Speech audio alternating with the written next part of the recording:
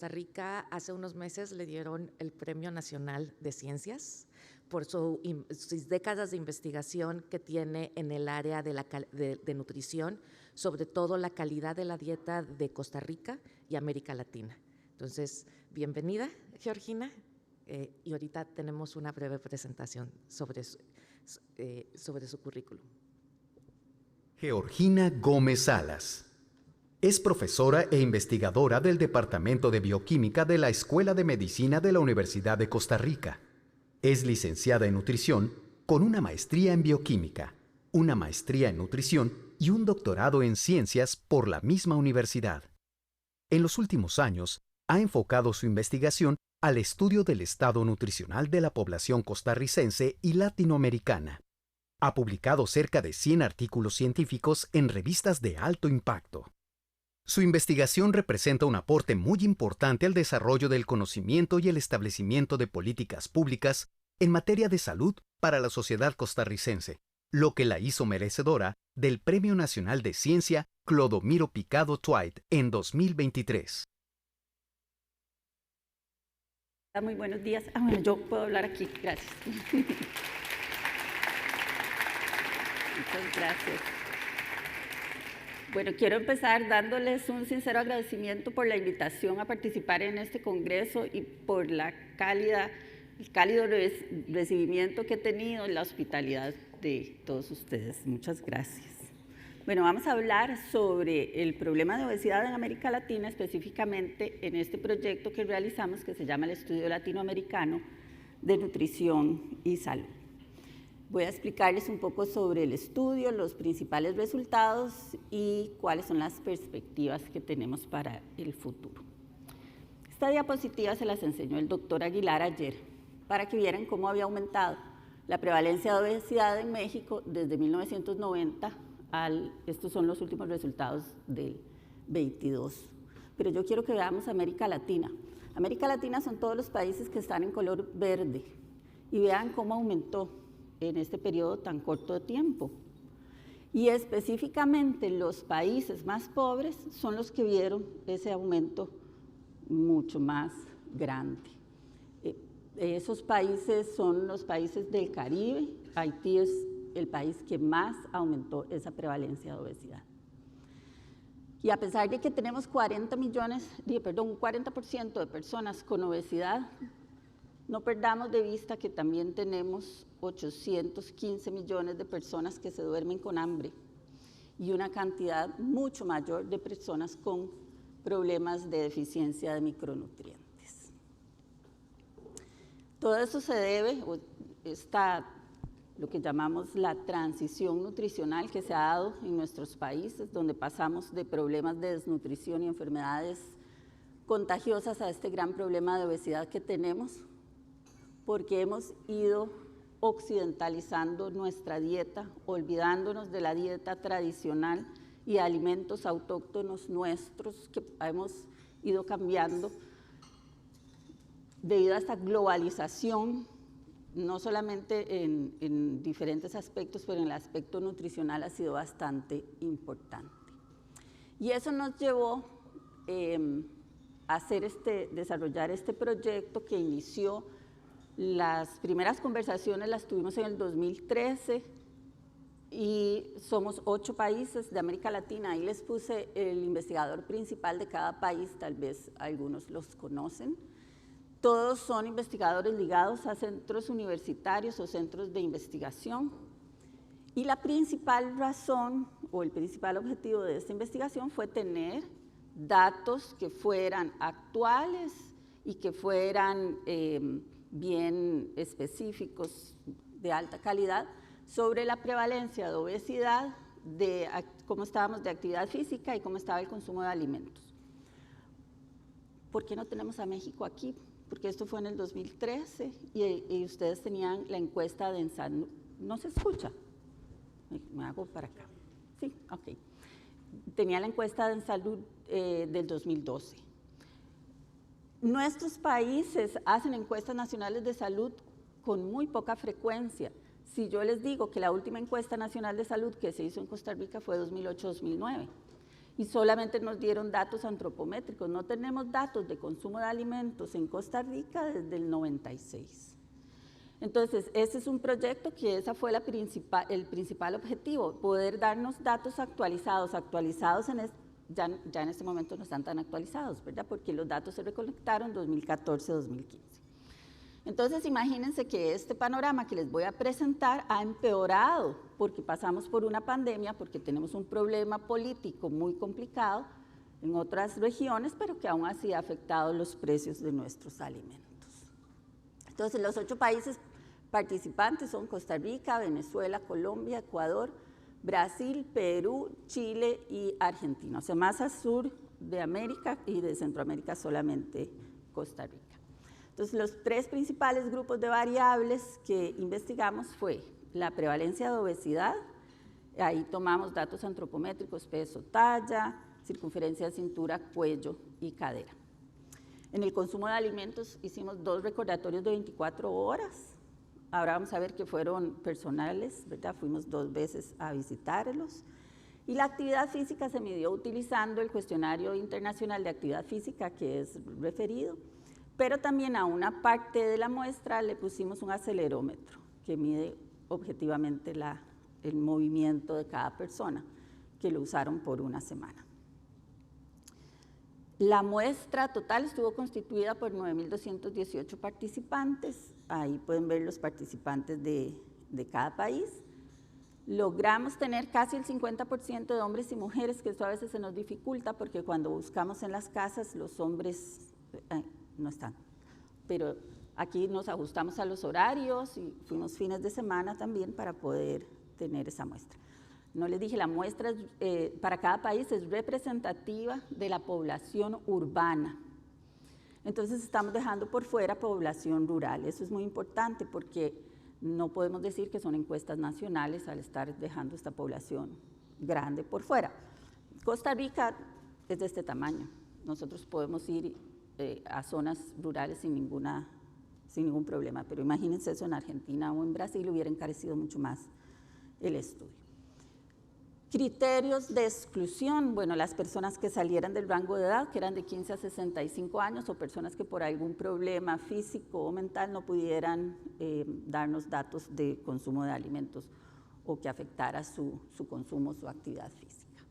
Entonces visitamos a los participantes en 2 ocasiones. La primera visita, tomamos el consentimiento informado, hicimos un primer recordatorio de 24 horas, tomamos los datos antropométricos y los datos sociodemográficos. Y 8 días después, entre 3 y 8 días después, hacíamos la segunda entrevista donde se pasó otro recordatorio de 24 horas, el cuestionario de actividad física y un cuestionario de frecuencia de consumo de bebidas.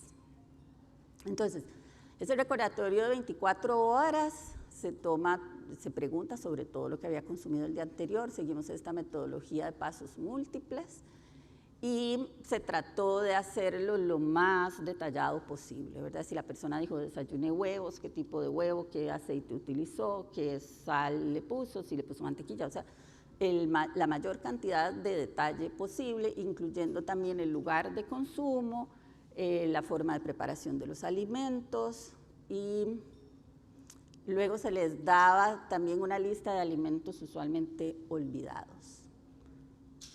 Para ver la cantidad, estimar la cantidad consumida, se utilizaron manuales de fotografía que tenían algunos países, ya los tenían, otros tuvieron que prepararlos para el estudio. En el caso de que el alimento estuviera disponible, se utilizó una balanza que llevaban o medidas caseras. Entonces encontramos, para comenzar, una gran cantidad de alimentos muy variados en toda la región y algo que nosotros todos hablamos español, pero realmente a veces decíamos cosas que no nos entendían. Nosotros, por ejemplo, yo les contaba, en Costa Rica tomamos el agua de panela, o ¿cómo se llamaba la panela?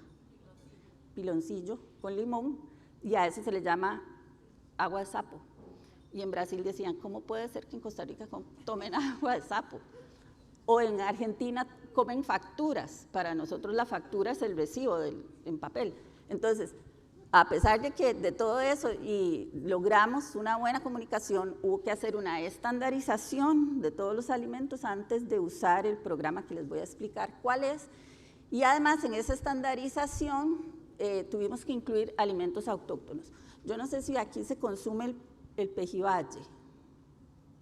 No, en otros países les llaman chontaduro, es el fruto de la palmera, de coco, del palmito. Ajá. En Costa Rica lo consumimos mucho, es muy rico en carotenoides, pero no estaba en el programa. Por decir un ejemplo, en Perú que tenían tantos diferentes papas o maíz, entonces esa estandarización nos tomó un poco de trabajo. Luego la fortificación de alimentos, se metía por ejemplo el arroz que está fortificado con un montón de vitaminas, lo metíamos como una receta para poder luego saber cuáles eran las fuentes de cada uno de los micronutrientes. Y las recetas también, entonces había que meterlas, para algunas teníamos recetas estandarizadas, para otras hubo ahí que preguntar qué era cómo habían preparado los alimentos. Y luego, como teníamos 2 recordatorios de 24 horas, se hizo el consumo usual utilizando esta metodología del MSM. Este es el programa que usamos de la Universidad de Minnesota, que da una gran cantidad de información que nos ha servido para analizar muchos detalles del consumo de alimentos. Bueno, ahora les voy a ir contando algunos de los que hemos publicado y el último que estamos mandando al Congreso de la FINUT es sobre consumo de carotenoides. Ok, entonces lo primero que encontramos y que me interesa para los resultados que les voy a presentar hoy es el reporte plausible de energía. Entonces, de las 9.218 personas, analizamos cuánto ese consumo de energía que ellos estaban diciendo que habían tenido en las 2 entrevistas realmente era plausible. O si con esa cantidad de energía no esperaríamos el peso que tienen. Entonces, hay una fórmula para poder calcularlo y eso nos llevó a un 74% de la muestra que llamábamos reportadores plausibles. Y esto se presenta en todas las encuestas de este tipo, ¿verdad? Encuestas grandes. Y entonces ahí podemos ver que tuvimos un 14% de sobrereportadores. ¿Qué son sobrereportadores? Personas que están diciendo que consumen más de lo que probablemente consumen. Pero los más preocupantes son los subreportadores, que no dicen todo lo que han consumido. Probablemente en algunas circunstancias lo hacen de forma inconsciente. Pero sí se ha estudiado y se ha visto que las mujeres, las personas con mayor educación, son las que tienen obesidad o sobrepeso, son las que tienden a reportar menor cantidad de energía que la que realmente han consumido. Entonces, para algunos estudios y sobre todo los que relacionan con medidas antropométricas, utilizamos solamente a los reportadores plausibles de energía. Entonces, la ingesta promedio de energía para todo el estudio fue de 1.959 calorías, donde Argentina y Ecuador fueron los que significativamente reportaron más y Chile el que reportó menos. Ahora volvamos después a ponerle el ojo a Chile. ¿De dónde viene esa energía? Veamos que viene principalmente de cereales y granos, carnes y huevos y aceites. Donde los cereales van a ser cereales refinados, principalmente arroz, pan, pastas. Esto cambia un poco, ¿verdad? Más al norte comemos más arroz y más al sur más trigo y pan. Las carnes, principalmente carnes de res, pero también encontramos un consumo importante de carne de cerdo, luego pollo y huevos. Y los aceites vegetales utilizados para cocinar fueron los más representativos. Bueno, perdón, aquí me devuelvo. Nada más para que vean los poquitos, el aporte, bueno, las frutas y los vegetales, al ser menos calóricos, su aporte es menor, pero el aporte, por ejemplo, de bebidas alcohólicas, que después voy a retomar un poquito más, nueces, alimentos de granos enteros, son muy limitados. Entonces vamos a ver primero la prevalencia de obesidad, ¿cómo andábamos?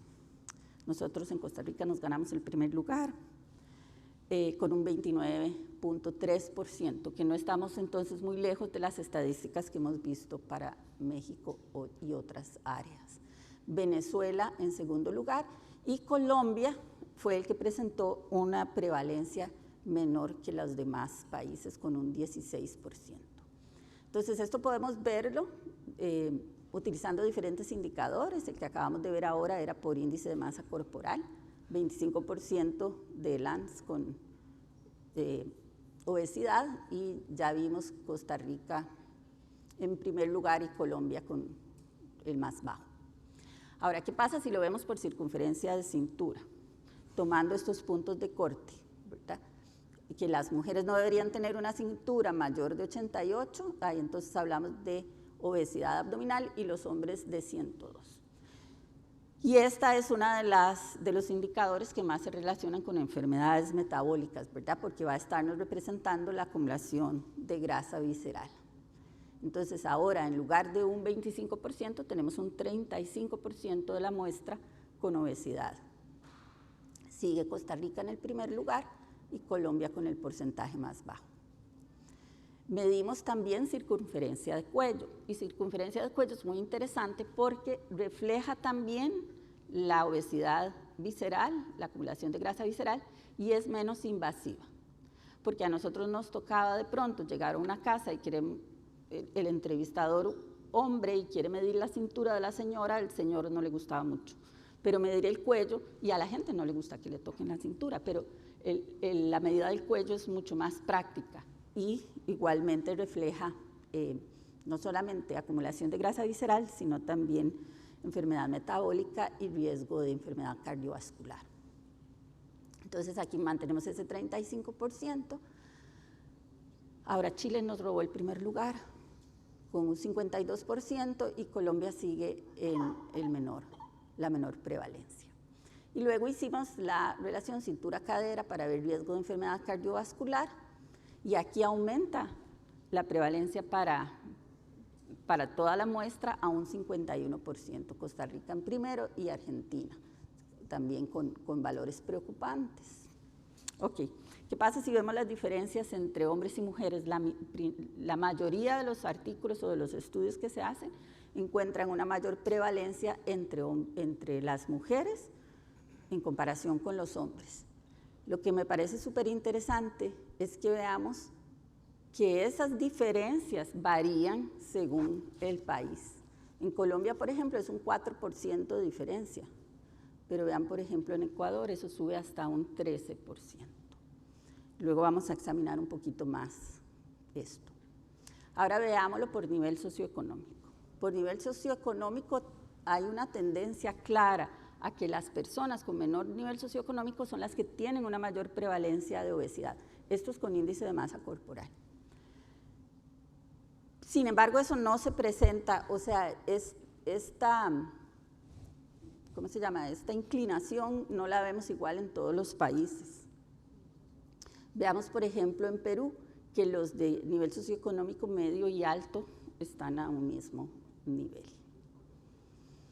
Y por grupo de edad, conforme aumentaba el grupo de edad, el grupo que está en amarillo son los adolescentes, pero los otros grupos ya de adultos presentan las prevalencias más altas. Vean esas diferencias, cómo son de grandes, por ejemplo, en países como Argentina, que llega a alcanzar el porcentaje más alto. Pero hay otros países como Chile, Costa Rica y Venezuela, donde ya los adultos jóvenes no se diferencian de los adultos de más de 45 años. Este es otro estudio donde se calculó entonces el riesgo de tener sobrepeso y vemos que aumenta en la mujer, tiene un 62% más de riesgo de tener obesidad, y conforme aumenta la edad, este riesgo se duplica. O sea, mujeres de más edad y de menor nivel socioeconómico también mostraban mayor riesgo de obesidad. Este es otro análisis que hicimos para ver si esas diferencias cambiaban de acuerdo al nivel socioeconómico. Entonces, veámoslo aquí. Aquí hicimos una división un poco diferente porque vimos cómo podíamos calcular la obesidad por índice de masa corporal y por circunferencia de cintura. Pero de pronto teníamos una persona que tiene un índice de masa corporal alto, pero no tiene obesidad abdominal. O al contrario, una persona que no pesa más de lo que debería de pesar, pero tiene circunferencia abdominal. Entonces hicimos un grupo que tenía las dos cosas, obesidad por índice de masa corporal y por circunferencia de cintura, comparados con los azules, que son los que no tenían ningún indicador elevado de obesidad. Entonces veamos aquí para este lado izquierdo, que son los hombres, la diferencia de acuerdo al nivel socioeconómico no es mucha.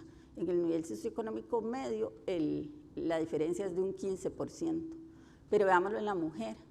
Las mujeres de nivel socioeconómico bajo tienen el doble de prevalencia de este tipo de obesidad dual que las mujeres de nivel socioeconómico medio o alto. Okay, en cuanto al consumo de alimentos, hicimos un primer estudio que fue el de ver cuáles son los principales grupos de alimentos que se consumían y si esos grupos de alimentos estaban relacionados o cómo se relacionaban con la recomendación.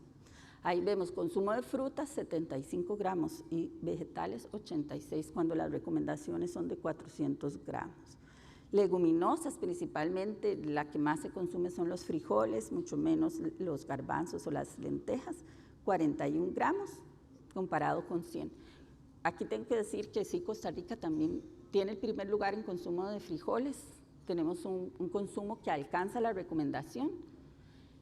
Y Argentina tiene un consumo de 6 gramos de leguminosas apenas. Cereales de grano entero nos quedamos muy por debajo de la recomendación, lo mismo que para el yogurt, pescados y mariscos. Y en cuanto a los alimentos que consideramos no tan saludables, ahí están las carnes rojas, los alimentos procesados, las carnes procesadas, y muy preocupante las bebidas azucaradas, porque veamos que podemos comparar, están bastante cerca el consumo de bebidas comerciales con el consumo de bebidas caseras. Por supuesto, para arriba de la recomendación. Ok, este es el consumo de alimentos por nivel socioeconómico. Entonces, aquí podemos ver también que si comparamos el nivel socioeconómico bajo con el nivel socioeconómico alto, encontramos diferencias bastante grandes. Por ejemplo, en el consumo de frutas, de 66 a 94, de granos enteros de 8 a 12 gramos. Pero hay otros en el que no encontramos tantas diferencias. Vean, por ejemplo, el consumo de bebidas azucaradas, que está este SSB, es grande en los dos niveles socioeconómicos. Este es otro análisis que hicimos comparando la calidad de la dieta entre los 3 niveles socioeconómicos. Ese índice de calidad de la dieta lo hicimos siguiendo una metodología de Imamura que lo hace por quintiles de consumo de alimentos saludables y no saludables. Ahí podemos ver que las personas de mayor nivel socioeconómico tienen un índice ligeramente más, bueno, es significativamente más alto, pero las diferencias en puntaje no son muchas. Y después este otro índice que utilizamos, que es el de la FAO, para ver la diversidad de la dieta, que dice que deberíamos consumir por lo menos de 10 grupos diferentes de alimentos. Si consumimos al menos 5 de esos 10 grupos, tenemos una dieta variada. Y el grupo que alcanza ese puntaje de 5 es el del nivel socioeconómico alto. Y luego este otro que es el NAR, que es el radio entre el consumo de micronutrientes entre la recomendación, también es estadísticamente significativo, donde en promedio para los micronutrientes, el nivel socioeconómico bajo cumple el 82% de la recomendación y el nivel socioeconómico alto el 84%. Tenemos un artículo que salió este año sobre consumo de micronutrientes y deficiencia de micronutrientes, que no lo incluí aquí, pero si a alguien le interesa se lo puedo pasar. Ok. De los que más nos preocupa entonces es el consumo de azúcar. En este artículo publicamos consumo de azúcar en gramos por día por país, el consumo de azúcares añadidos y el porcentaje de las calorías provenientes de carbohidratos. Pero centrémonos en la recomendación de la Organización Mundial de la Salud, que los azúcares agregados no sobrepasen el 10% de las calorías que estamos consumiendo y preferiblemente menos del 5%. Eso es bastante difícil. Vean cómo estamos nosotros, con países como Argentina, que consume hasta un 16% de las calorías provenientes de azúcares agregados. Y en cuanto al consumo de alcohol, hicimos un análisis porque de pronto nos preocupaba, ya viéndolo de manera individual, habían personas cuya ingesta calórica de hasta el 20 y 30 y 40% proveniente de bebidas alcohólicas. Entonces aquí igual podemos ver, creo que aquí no puse, sí, ok. Si vemos el promedio entre el consumo de alcohol diario de acuerdo al nivel al estado nutricional, vemos que las personas entre más sobrepeso, obesidad o obesidad mórbida, ese consumo era mayor. Y no solamente el consumo en gramos, sino también el porcentaje de calorías que estaban aportando esas bebidas alcohólicas. Y este es interesante porque vean, cuando hicimos dividimos de acuerdo al consumo de bebidas por día, veamos por ejemplo, solamente en el peso, una persona que no consume, o entre las personas que no consumen y consideramos consumidores los que tenían más de 15 gramos de alcohol por día, el peso promedio era de 71 kilos y ya con solamente una bebida, ese peso subía a 73, ese promedio subía a 73 y así iba subiendo conforme aumentábamos el número de bebidas por día. Ok, en cuanto a actividad física, este es el porcentaje de personas que no cumplían con la recomendación de actividad física de 60 minutos diarios para los adolescentes y 150 minutos de actividad moderada vigorosa para los adultos. Entonces veamos que estos porcentajes son bastante elevados, solamente Ecuador es el que tiene menos del 50%, pero los demás países tienen cerca del 70 y hasta el 80% de la población que no logra cumplir con esta recomendación. Y aquí hicimos otro análisis para ver cómo se relacionaba esto con las diferentes medidas antropométricas y vimos que aumentar 100 minutos o por cada 100 minutos que se aumente de actividad física de moderada a vigorosa, disminuíamos tanto el índice de masa corporal como la circunferencia de cintura y la circunferencia de cuello. Es un poco diferente si utilizamos los datos provenientes del acelerómetro que los datos provenientes del cuestionario, siendo el acelerómetro el que presentó mayor variación, que es la medida objetiva. Se hizo también un estudio para ver si la percepción o dentro de el cuestionario de actividad física venían también preguntas de percepción del ambiente y si esto tiene que ver con la cantidad de actividad física que las personas hacen y si se relaciona con la prevalencia de obesidad. Y encontramos asociación en relación a la percepción de la accesibilidad a lugares para hacer ejercicio, qué tan seguro es ese lugar en términos del tránsito, si voy en bicicleta y me va a llevar el autobús, o la seguridad, ¿verdad? Si me van a robar la bicicleta, me van a asaltar o cualquier cosa. Y no encontramos asociaciones con la estética del lugar o con la percepción, con la conectividad de las calles o con las facilidades para andar en bicicleta o caminar. Entonces aquí hemos visto las cosas como por separado, pero tenemos este otro análisis en donde juntamos cuántos de todos estos factores de riesgo presenta la población. Y entonces estamos viendo cómo los diferentes países, obviamente encontramos diferencias importantes, pero se juntan, ¿verdad? No solamente el hecho de que estoy consumiendo más bebidas azucaradas, más alcohol, además el tiempo sedentario, tiempo en pantalla, insuficiente actividad física y no cumplir con la diversidad de la dieta. Entonces es un problema que no es de una sola cosa, ¿verdad? Como hemos hablado anteriormente, la obesidad va a ser un problema multicausal que tenemos que abordarlo de esa forma. ¿Qué estamos haciendo ahorita? Estamos trabajando en un análisis bueno, hay muchos artículos que se han publicado ya en mucho de actividad física, de consumo de alimentos, como les dije, de prevalencia de obesidad. Ahorita estamos trabajando en uno de ver cuánto la alimentación en América Latina se acerca a las recomendaciones de Eat Lancet para una alimentación sostenible y saludable con el planeta.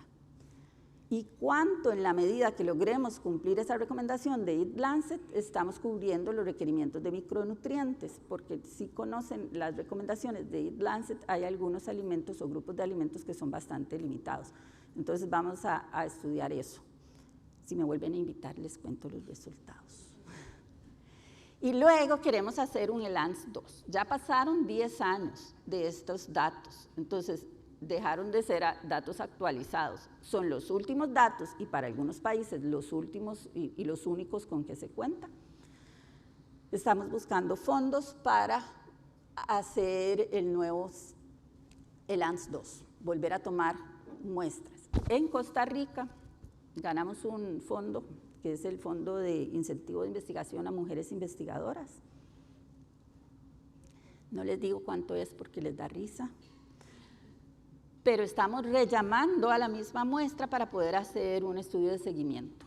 El día de hoy empezábamos a llamarlos, después de haber recolectado mientras yo estoy aquí, tengo a las chicas trabajando en eso. Entonces vamos a tener un estudio de seguimiento, vamos a ver cuántos de los 798 costarricenses que participaron en el primero logramos rescatarlos para que vuelvan a participar.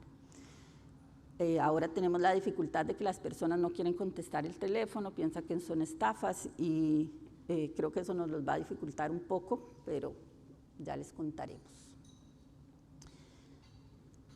Y la idea es volver a recoger datos para el 2024-25 para poder comparar qué ha pasado en esta década,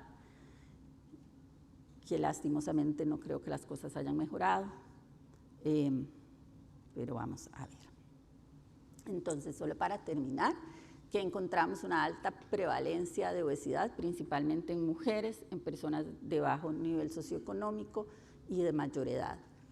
En la alimentación, bajo consumo de frutas y vegetales, de leguminosas, de cereales de grano entero y alto consumo de azúcares. Con los azúcares, no les dije, los azúcares no nos los comemos, no los tomamos. El 70% de ese azúcar venía de esos refrescos, ya sea comerciales o caseros.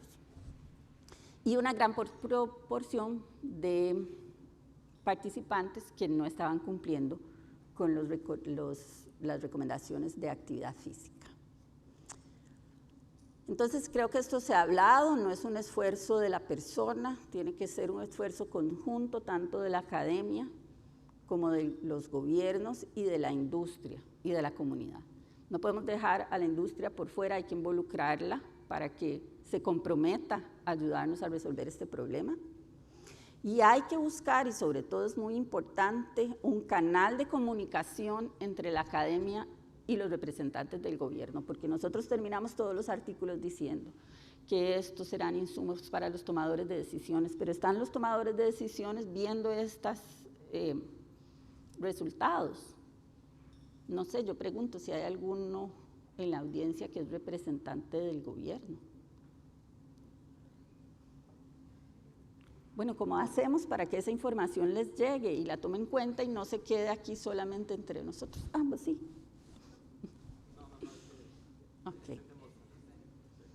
Ok, este es el grupo, esta foto también es vieja. Creo que esa foto es del 2000 en el SLAN que se hizo en Punta Cana. Ahí están todos los investigadores principales del proyecto, que seguimos unidos para poder hacer el proyecto nuevamente, y las instituciones que participaron. Mi correo por si quieren alguno de los artículos. Y otra cosa que siempre digo, esta base de datos está a disposición, si a ustedes se les ocurre que puede servirles para algo, hacemos la propuesta, pedimos permiso a los investigadores, es una base bien grande, está viejita, pero le seguimos sacando todo lo que se pueda. Muchísimas gracias por su atención.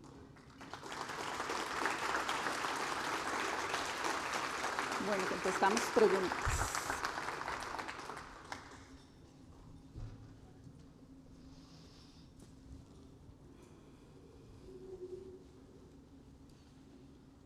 Bueno, sí. Muchísimas gracias, Georgina, Con pues, mucho por gusto. este panorama tan amplio que nos estás dando. Y pues procedemos a las preguntas de la audiencia.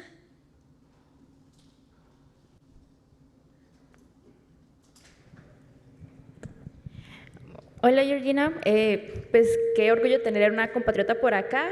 Y bueno, mi pregunta va, dentro de las preguntas que se hacían también se veía la prevalencia de enfermedades como diabetes, porque justo me llama la atención de que Chile y Costa Rica son de los países con mayor esperanza de vida, y veía que justamente la población de mayor edad es pues la que tiene más obesidad. Sí, no, vieras que me escucho, sí, aquí. No preguntamos ni por enfermedades crónicas, ni siquiera referidas por el participante, ni tenemos muestras biológicas. Pensando en este próximo ELANS, queremos tomar muestras biológicas de ser posible para medir marcadores metabólicos y quisiéramos poder medir también microbiota.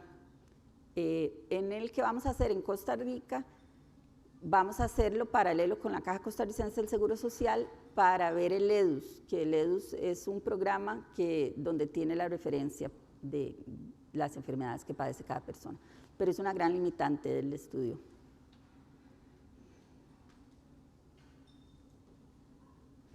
Muchas gracias.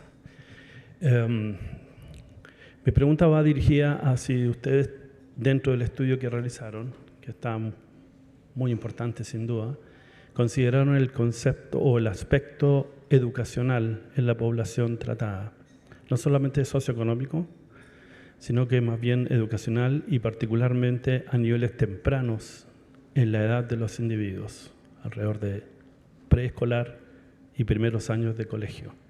Eso es uno. Y lo siguiente es, si ustedes consideran como un outcome de sus estudios la posibilidad de hacer intervención no en la población afectada, sino en la población justamente que viene para los próximos 10, 20 o 30 años.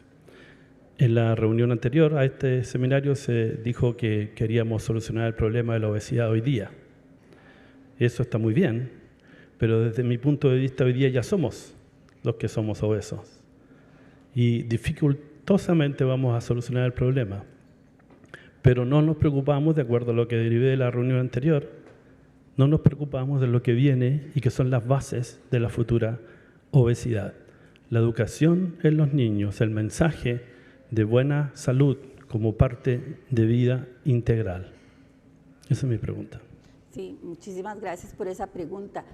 Nosotros hicimos análisis de acuerdo al nivel educativo. Sí, recordemos que empezamos con 15 años, entonces no tenemos información de niños pequeños. Y sí vimos diferencias de acuerdo al nivel educativo. Lo separamos en personas sin ninguna educación, con educación media, secundaria y superior. Pero eso va mucho de la mano entonces con el nivel socioeconómico. Entonces aquí no presenté resultados porque viene siendo bastante parecido. Y lo que usted dice, para mí es básico. Si nosotros pensamos que atacar el problema de obesidad futura está en la prevención, esa prevención está en la educación. Y en la educación desde el kinder, la primaria. Ustedes tienen nutricionistas en el sistema de educación, en las escuelas. Nosotros tenemos muy pocas personas. Debería ser una materia más en el programa, ¿verdad? En el currículum de las escuelas. Ahora, ese es mi punto de vista con respecto a programas o a intervenciones como por ejemplo el etiquetado. Eso es educar a la población, pero el etiquetado está educando en cuáles alimentos no deberíamos comer, pero no nos dice nada en cuáles alimentos son buenos. Si yo quiero buscar un alimento que es fuente de calcio, un alimento que sea fuente de proteína, también debería haber información al respecto. Y estamos viendo que la información que recibimos no es de buena calidad. Las doctoras nos presentaron el caso del semiglutide. Pero si nos vamos a ver la información que recibimos en cuanto a nutrición, no solamente en medios, sino cualquiera habla de nutrición, la abuelita, la tía, la vecina, el del gimnasio, y en redes sociales ni que se diga, y cuál es esa calidad de información que estamos recibiendo y quién está hablando. Entonces, por eso estos eventos son tan importantes para que nosotros podamos compartir la evidencia que tenemos y que podamos hacerla llegar no solamente a las autoridades, como estábamos diciendo, sino también a la población general, que es donde tiene que llegar. Pero la educación es, para mí, el pilar de la prevención.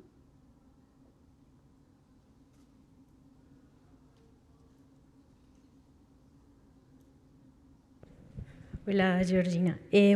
Dentro de estos resultados que se tienen en esta encuesta, pues a nivel de toda América Latina, ¿se correlaciona o es parecido a las encuestas nacionales de los países que sí tienen encuestas anteriores o posteriores al ELANS, o difieren? Porque es que me llama mucho la atención que Colombia siempre estaba con las prevalencias de obesidad más bajos, pero pues también va en aumento. Entonces, es como si se correlaciona las prevalencias de obesidad, la ingesta de los alimentos. Eso. Bueno, hicimos una comparación, por ejemplo, en Ecuador, que acaban de tener una encuesta nacional de nutrición, y vemos que vamos empeorando. No tenemos ninguna encuesta que hubiera sido al mismo tiempo para poder ver si estábamos bastante parecidos. Bueno, yo no se los traje porque era solamente de Costa Rica, pero vemos ahí cómo ha ido aumentando la prevalencia de obesidad por grupo de edad y en general, tanto en hombres como en mujeres, pero mucho más en mujeres, de acuerdo a la información que tenemos de encuestas nacionales anteriores. Sí, Colombia llama la atención porque, no sé si las balas, no mentira, sí da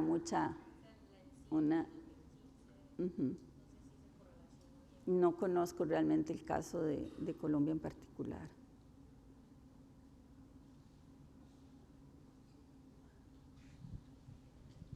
Hola, ¿qué tal?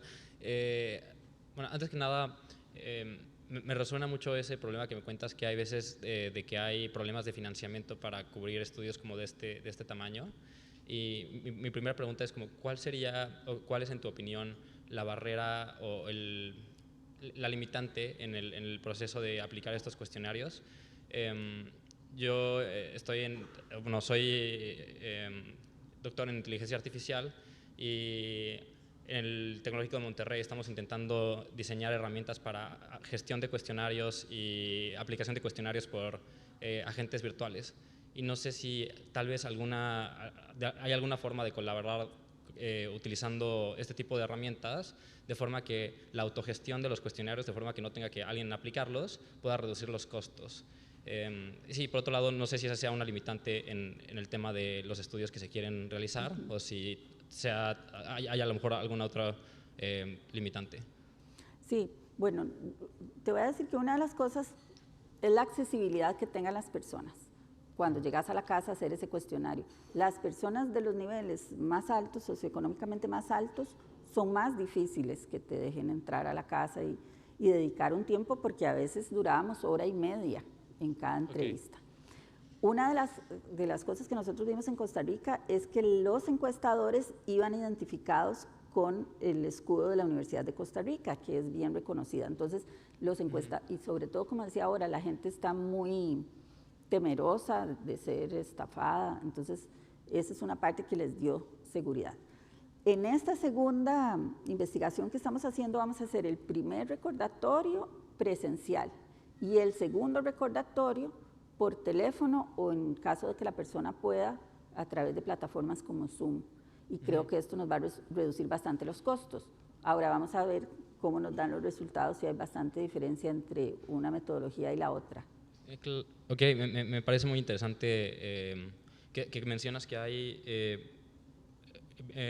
formas virtuales de hacerlo, pero justamente ahorita en el Instituto Nacional de Nutrición estamos trabajando en una iniciativa para optimizar los costos de aplicaciones de cuestionarios utilizando herramientas que puedan anonimizar los datos y proteger la privacidad de los pacientes, de forma que estos datos sean publicables en revistas internacionales y así sea más sencillo obtener financiamiento.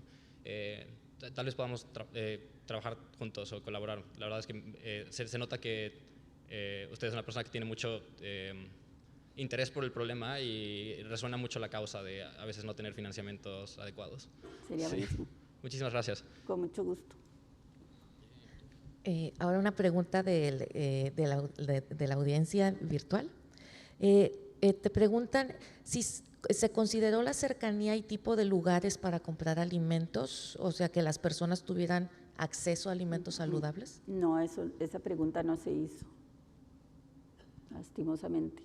Hemos aprendido bastante y esperamos poder incorporar otros aspectos que dejamos por fuera la primera vez en esta segunda estudio que vamos a hacer. Esperamos que podamos encontrar los fondos para hacerlos. Muy bien. ¿Preguntas? ¿Allá atrás? Gracias. Buenos días. Pues más que pregunta, es una reflexión. Yo inicié la nutrición hace 36 años. Hace 25 años tuve la oportunidad de trabajar en el TEC de Monterrey con el doctor Moreira, lanzando el programa Bienestar Integral. Uno de los profesores que tuve en la Ciudad de México, el doctor Héctor Burges, ya nos decía esto, que la obesidad, el problema principal era atención primaria. Yo soy un freelancer que voy y regreso en la nutrición, y qué tristeza para mí que después de 36 años seguimos sabiendo lo mismo. El problema de la obesidad y la nutrición en México es la atención primaria. Y la reflexión es, considero que como Exatec tenemos ya la responsabilidad de hacer cosas diferentes. Hemos participado en muchos negocios y en muchos campos de México, pero en la nutrición no hemos hecho nada.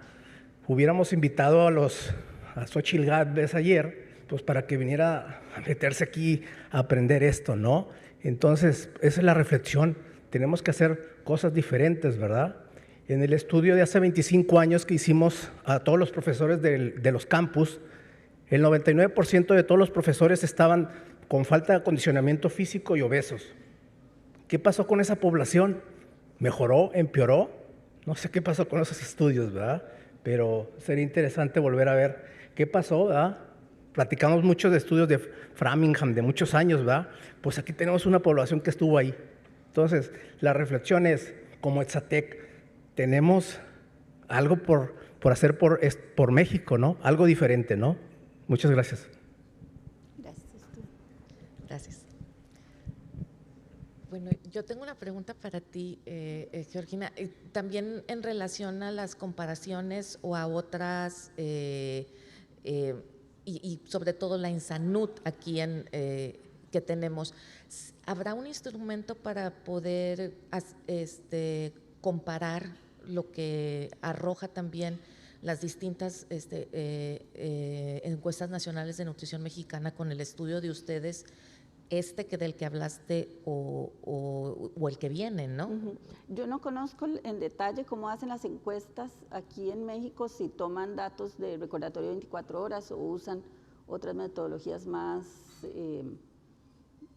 digamos que a veces se toma el consumo, la compra de alimentos en el hogar, no sé cómo los hacen, pero podríamos analizar la posibilidad de hacer esas comparaciones, porque los datos que hay son realmente preocupantes. Y sería interesante compararlos. Sí, podemos revisar eso. Sí.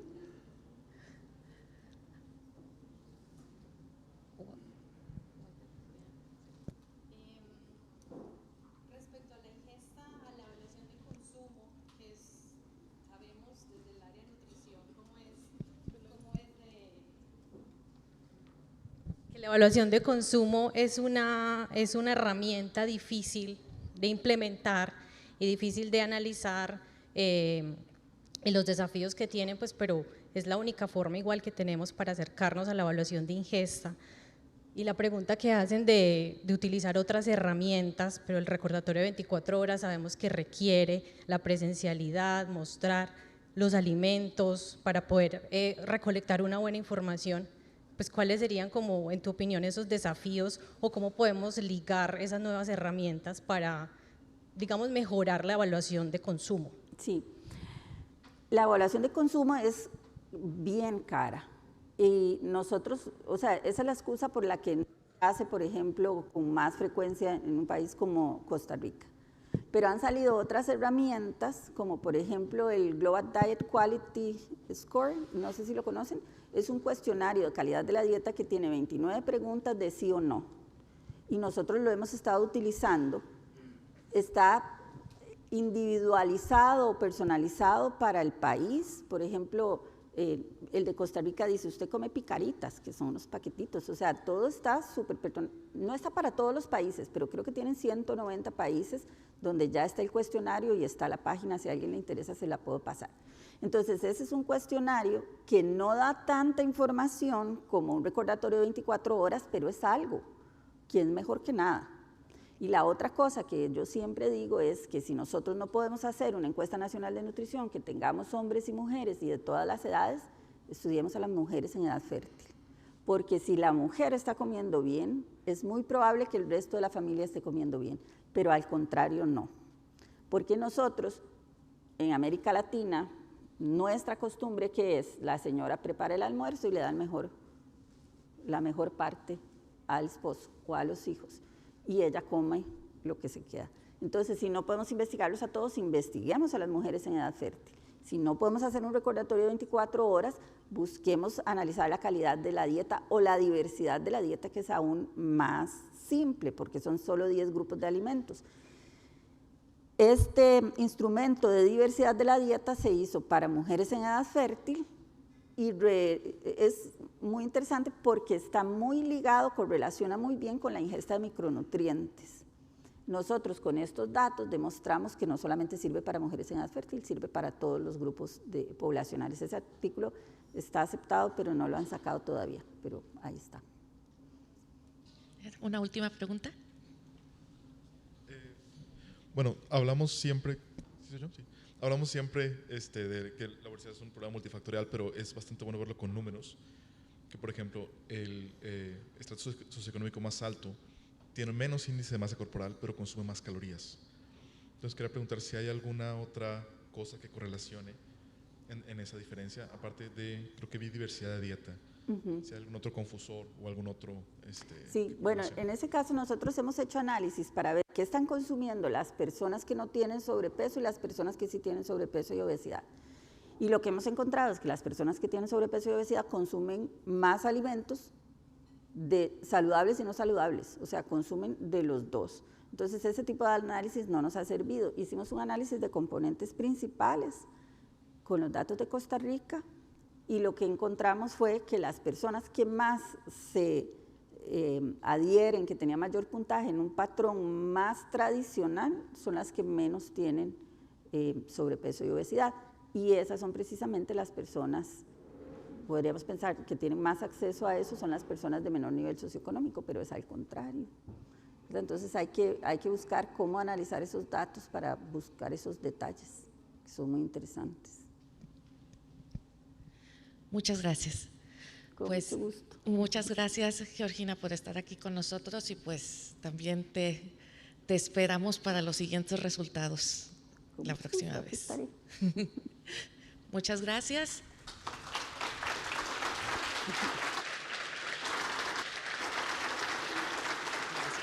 Gracias.